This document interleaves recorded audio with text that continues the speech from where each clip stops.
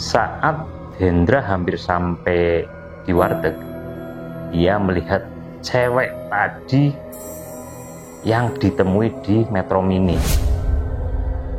Cewek ini keluar dari pintu warteg yang akan dituju Hendra.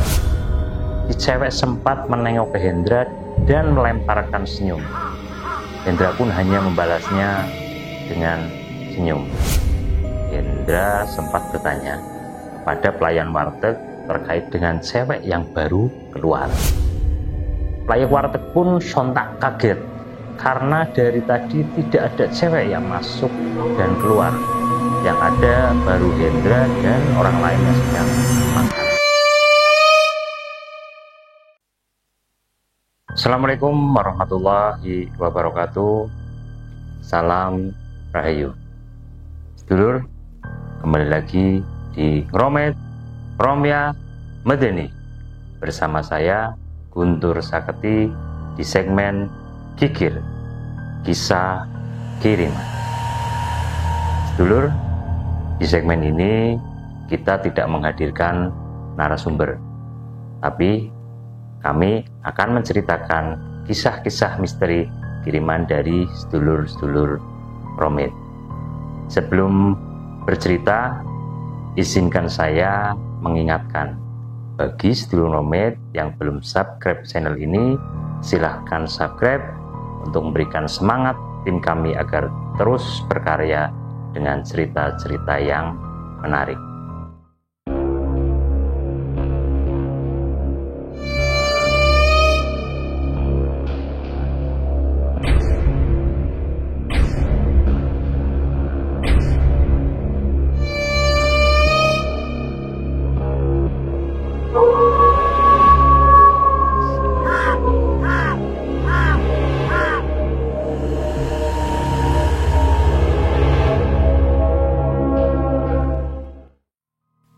Oke sedulur, kisah nyata ini dialami teman saya asal Kabupaten Tegal. Teman saya ini merantau di Jakarta, sebut saja namanya Hendra. Teman saya ini memang keberatan untuk menyampaikan identitasnya karena terkait dengan hal di perusahaannya. Kisah ini terjadi di tahun 2000-an. Saat itu Hendra baru berumur 20 tahun. Dan Hendra ini bekerja sebagai buruh di salah satu pabrik di Jakarta. Hendra ini tinggal di sebuah rumah kontrakan di daerah Mampang, Jakarta Selatan. Oke, tak panjang lebar, kisahnya dimulai dari sini.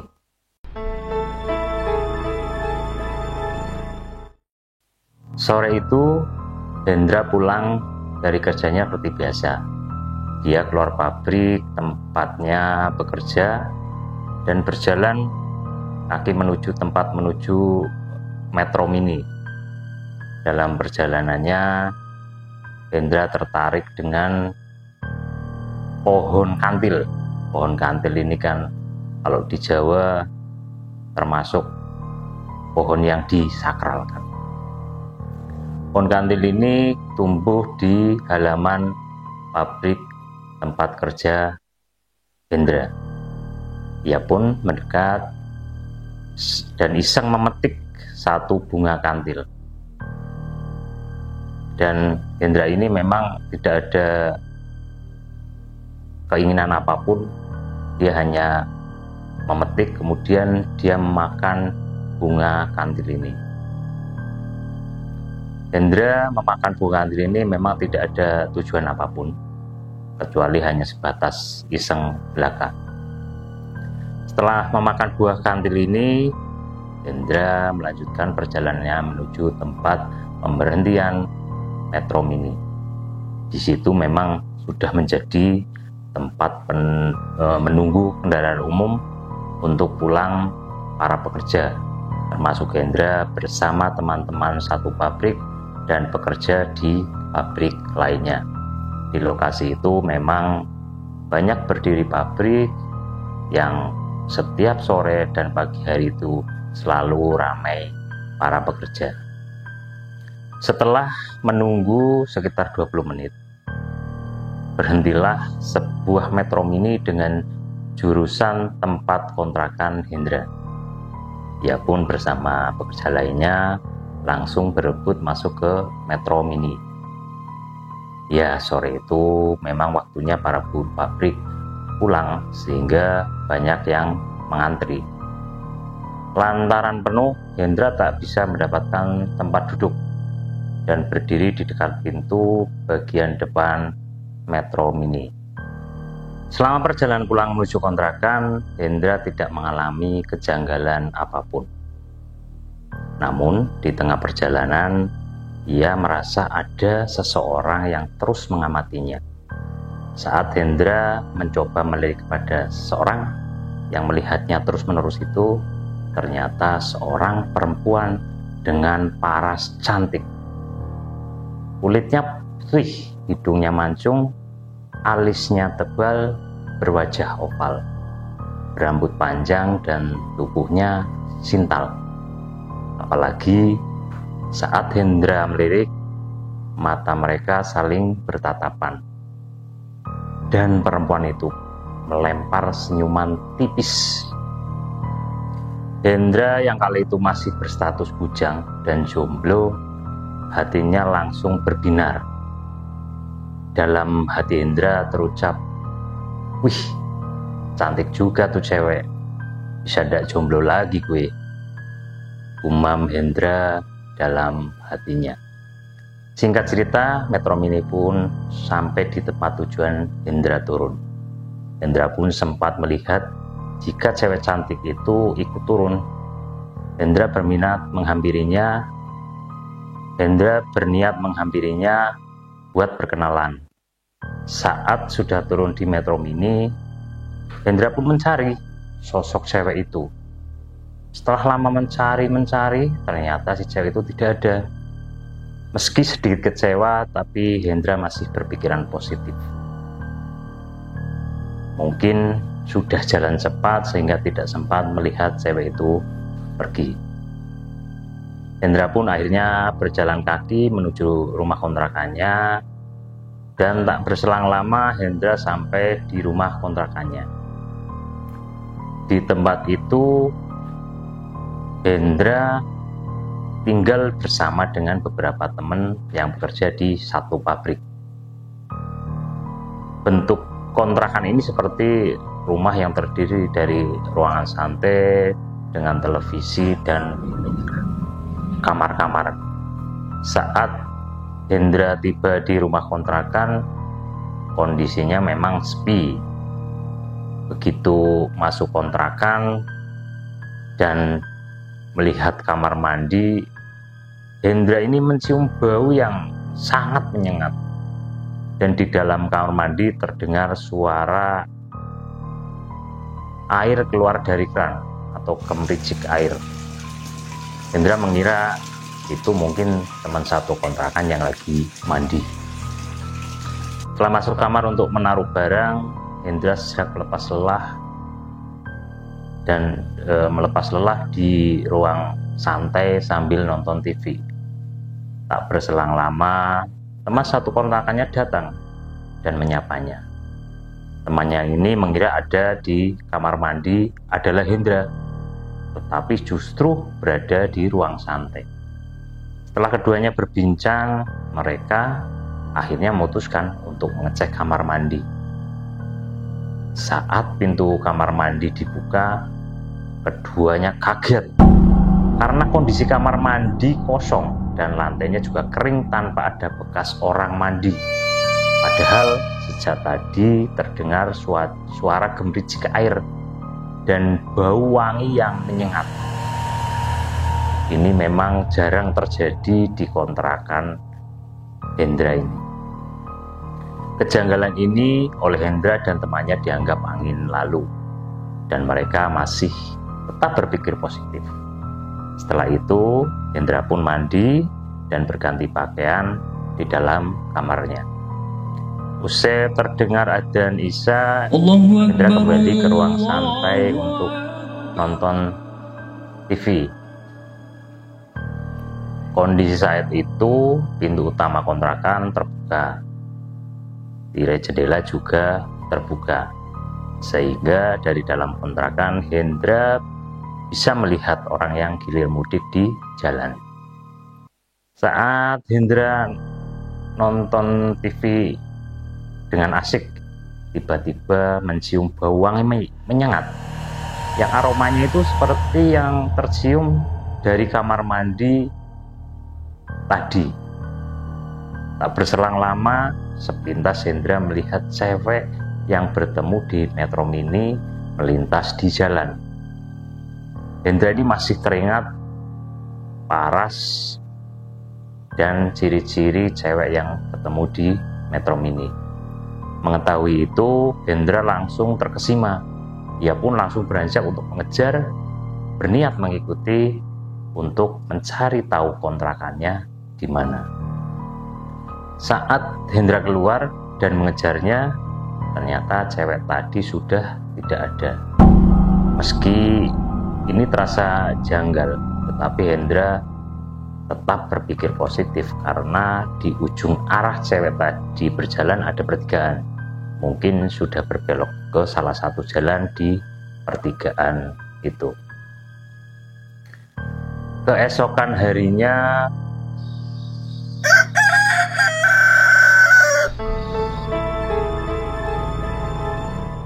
pagi-pagi Hendra sudah bergegas berangkat ke tempat kerjanya, melakukan aktivitas seperti biasanya. Hingga pulang kerja dan kembali ke kontrakan, Hendra tak mengalami hal aneh. Malam itu sekitar pukul 7 malam, Hendra berniat membeli makan di warteg langganannya yang tidak jauh dari kontrakannya. Ia pun berjalan menuju warteg itu.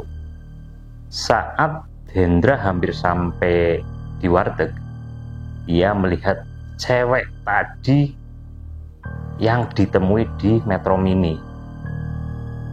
Cewek ini keluar dari pintu warteg yang akan dituju Hendra. Bahkan, si cewek sempat menengok ke Hendra dan melemparkan senyum. Hendra pun hanya membalasnya dengan senyum. Kemudian, Hendra masuk ke warteg dan memesan makanan. Saat memesan makanan itu, Hendra sempat bertanya kepada pelayan warteg terkait dengan cewek yang baru keluar. Pelayan warteg pun sontak kaget karena dari tadi tidak ada cewek yang masuk dan keluar. Yang ada baru Hendra dan orang lain yang sedang makan. Mendengar penjelasan ini, Hendra tidak percaya dan mencoba menjelaskan secara detail.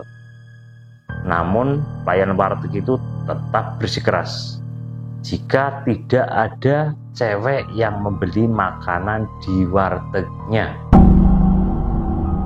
Hendra pun sempat bingung, tapi lagi-lagi Hendra tetap berpikir positif dan akhirnya kembali ke kontrakan.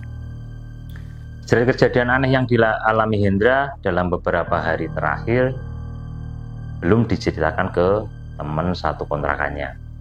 Hendra pun keesokan harinya kembali beraktivitas di tempat kerjanya hingga beberapa hari berlalu. Namun selama itu Hendra kerap mencium bau wangi yang menyengat di hidungnya dengan aroma yang sama seperti yang tercium di kamar mandi. Namun hal itu dibuat angin lalu oleh Hendra. Sekitar 1 minggu berlalu, Hendra pulang dengan naik Metro Mini.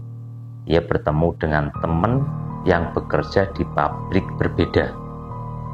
Teman ini yang awal itu duduk bersebelahan dengan cewek yang selama ini membayangi Hendra. Hendra pun menanyakan perihal cewek itu. Namun Hendra tersentak kaget sejadi-jadinya mendengar jawaban temannya itu, sebab temannya saat itu tidak duduk bersebelahan dengan cewek cantik manapun. karena tempat duduk di sampingnya itu kosong dan rusak dan tidak bisa digunakan.